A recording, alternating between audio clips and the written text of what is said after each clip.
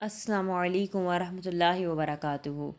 امید ہے آپ سب صحت اور ایمان کی بہترین حالت میں ہوں گے۔ نحمدہ و نصلی علی رسولہ الکریم،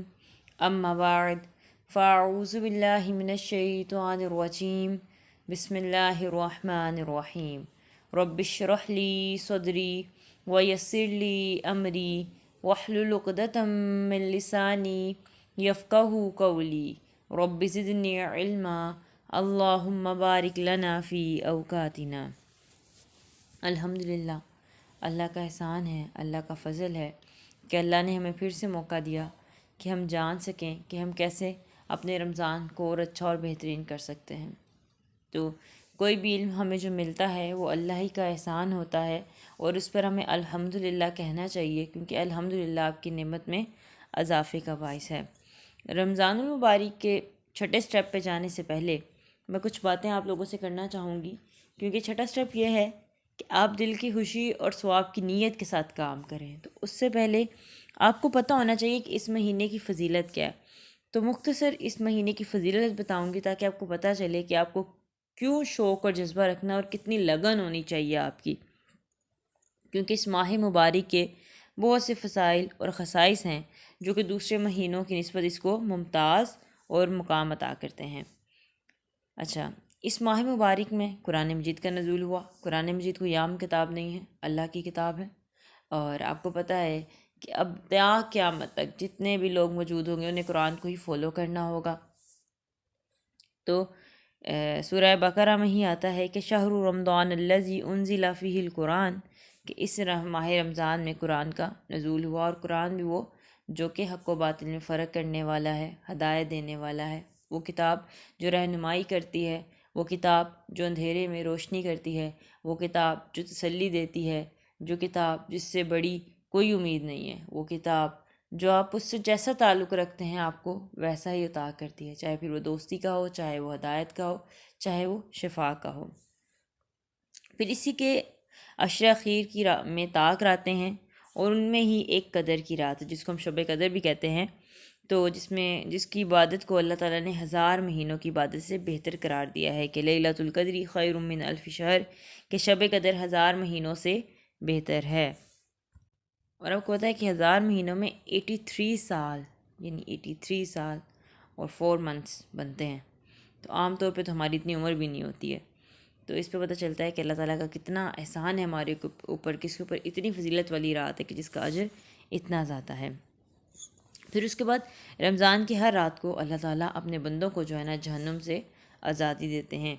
اس میں جنت کے دروازے کھول دیے جاتے ہیں اور جہنم کے دروازے بند کر دیے جاتے ہیں، یعنی ماہ رمضان میں اتنا برکتوں کا نزول ہوتا ہے کہ جنت کے دروازے کھول دیے جاتے ہیں، اور جہنم جو کہ تکلیف دینے والی جگہ ہے اس کو بند کر دیا جاتا ہے، کہ اللہ اس قدر مہربان ہوئے ہوتے ہیں۔ اللہ تو ایسے ہی بہت مہربان ہے اپنے بندوں پر، مگر اپنے رحم کے مواقع اللہ تعالیٰ اور زیادہ عام کر دیتے ہیں۔ سرکش شیاطین کو جکڑ لیا جاتا ہے کہ انسان کے پاس یہ بھی بہانہ نہیں رہے گا کہ شیطان یہ اس نے ورگلا دی، اس لیے آپ کو پریکٹس کرنے میں مدد دیتا ہے یہ مہینہ، آپ کے پیشنس میں بھی اضافہ کرتا ہے۔ اللہ تعالیٰ روزانہ جنت کو سنوارتا اور مزین فرماتا ہے، پھر جنت سے خطاب کر کے کہتا ہے کہ میرے نیک بندے اس ماہ میں اپنے گناہوں کو معافی مانگ کر اور مجھے راضی کر کے تیرے پاس آئیں گے، یعنی اس ماہ میں میرے بندے جو ہے گناہوں سے معافی مانگیں گے اور راضی کرنے کی کوشش کریں گے مجھے، اس لیے ان کو جنت نصیب ہوگی انشاءاللہ۔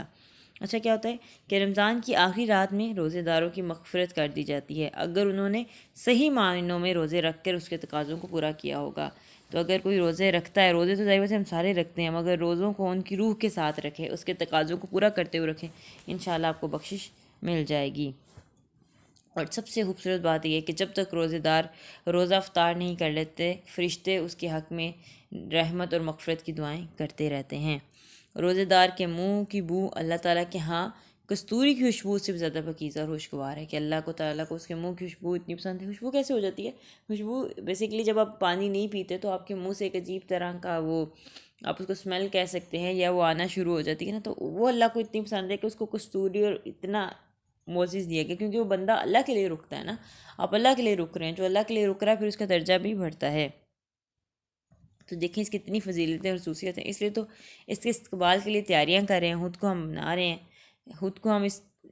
نہج پر لے کر آ رہے ہیں کہ ہم غلطیاں نہ کریں، ٹھیک ہے۔ تو ہمیں اس ماہ کا استقبال اچھے طریقے سے کرنا ہے اور اللہ تعالیٰ کی نافرمانیوں اور غفلت سے ہمیں بچنا ہے۔ تو اب چھٹے سٹیپ کی طرف آ جاتے ہیں کہ جب آپ رمضان المبارک سے فائدہ اٹھانا چاہتے ہیں تو پھر آپ کو روزہ اور قیام اللیل یعنی تراویح وغیرہ جو ہے اس کو نیت کے ساتھ کرنا ہوگا، یعنی یہ کہ ثواب کی نیت ہو، اور دوسرا یہ کہ آپ کی خوشی بھی اس کے اندر شامل ہو۔ یعنی ایسا نہ ہو کہ دل میں ثواب کی نیت ہی نہ ہو، اور یہ بھی نہ ہو کہ کسی لالچ یا لوگوں کے ڈر کی وجہ سے آپ نے روزہ رکھا ہو، یعنی اب رمضان ہے تو سارے پوچھیں گے تو روزہ رکھ لیتے، نہیں، نیت کے ساتھ رکھیں، خوشی کے ساتھ رکھیں، دل کی خوشی کو لائیں اس میں، اور اس میں اجر کو سوچیں کہ ہاں اللہ تعالیٰ مجھے اجر دیں گے، اللہ مجھے پسندیدہ بندوں میں رکھیں گے انشاءاللہ،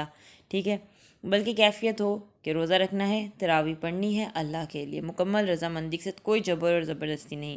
آپ کو پتہ ہے کہ رسول اللہ صلی اللہ علیہ وسلم کا فرمان ہے کہ جس شخص نے ایمان یعنی دل کی خوشی اور ثواب کی نیت سے رمضان المبارک کے روزے رکھے اور اس کا قیام کیا، اس کے گزشتہ گناہ معاف کر دیے جائیں گے، یعنی بخش دیے جائیں گے۔ تو اس سے پتہ چلتا ہے کہ دل کی خوشی بہت میٹر کرتی ہے۔ دیکھیں، آپ نے اللہ کی طرف جانا ہی جانا ہے، ہر حال میں جانا ہے، چاہے آپ خوش ہو کے جائیں، چاہے آپ منہ بنا کے جائیں، واپسی آپ کا رجوع جو ہے نا وہ اللہ ہی کی طرف ہے، اللہ کے علاوہ ہمارا کوئی راستہ نہیں ہے۔ تو کیوں نہ اس راستے کو خوشی خوشی اپنے دل کو رضامند کر کے، اپنے دل کو منا کے، اپنے آپ کو اچھی طریقے سے سمجھا کر نیکیاں کی جائیں،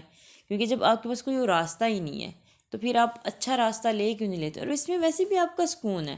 آپ دیکھیں کہ اللہ نے جتنے احکامات ہم پہ لاگو کیے ہیں نا، اللہ نے ہمیں جتنی چیزیں دی ہے اس میں ہمارا ہی سکون ہے اور ہمارا ہی فائدہ ہے۔ اللہ کو اس چیز میں کیا فائدہ ہے؟ اللہ کو بندوں سے کیا چاہیے؟ نہیں، بندوں کو اللہ سے چاہیے، ہمیں اللہ سے لینا ہے،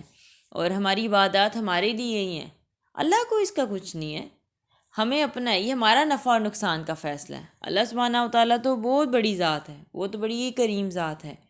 تو اسی لیے دل کی خوشی کو رکھیں، دل کی خوشی کے ساتھ رمضان میں سارے کام کریں، نیکیاں کریں، نیکیوں میں سبقت لے جانے والے بنیں، سابقون الاولون بنیں، اپنے آپ کو تیار رکھیں کہ نہیں، رمضان میں مجھے اپنی تراویح کا اہتمام کرنا ہے، رمضان میں مجھے صدقہ خیرات کرنا ہے، رمضان میں مجھے خوش دلی کے ساتھ تسبیحات کرنی ہے، رمضان میں مجھے خوش دلی کے ساتھ قرآن پڑھنا ہے۔ آپ کو پتہ ہے کہ رات کے قیام کی ویسے ہی بہت فضیلت ہے، اور